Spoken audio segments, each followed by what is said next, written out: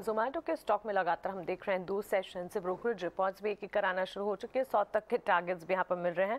अब एक खबर भी आती हुई जिसके चलते फोकस में रहेंगी।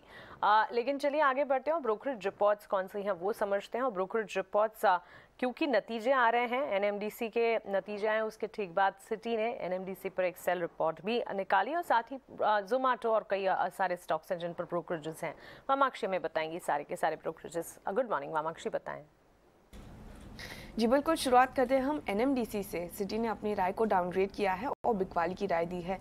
एनएमडीसी के लिए उन्होंने टारगेट प्राइस रखा है 100 प्रति शेयर का। डोमेस्टिक और प्राइसेस को लेकर कंसर्न्स और अपसाइड ट्रिगर्स की कमी के चलते सिटी ने अपनी रेटिंग को डाउनग्रेड कर दिया है।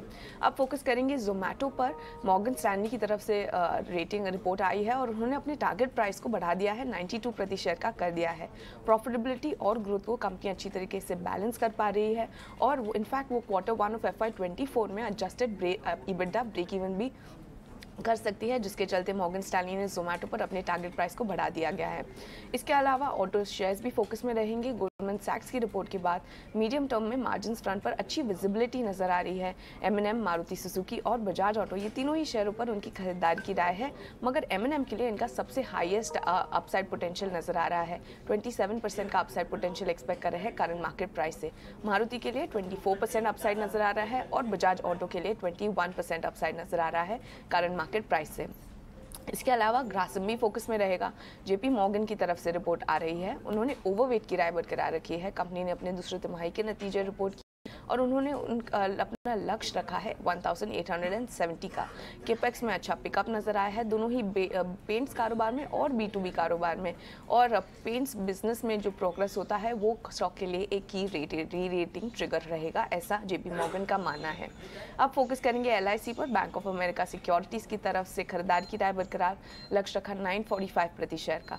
VNB जो कंपनी ने रिपोर्ट किया था वो अनुमान के मुताबिक आया है। LIC अपने पीयर्स के मुकाबले करीब 70% डिस्काउंट पर ट्रेड कर रहा है और स्टेटेड ग्रोथ और मार्जिन्स पर सस्टेन डिलीवरी के चलते स्टॉक में एक अपवर्ड री रेटिंग नजर आ सकती है, जिसके चलते बैंक ऑफ अमेरिका ने LIC पर खरीदारी की राय को बरकरार रखा।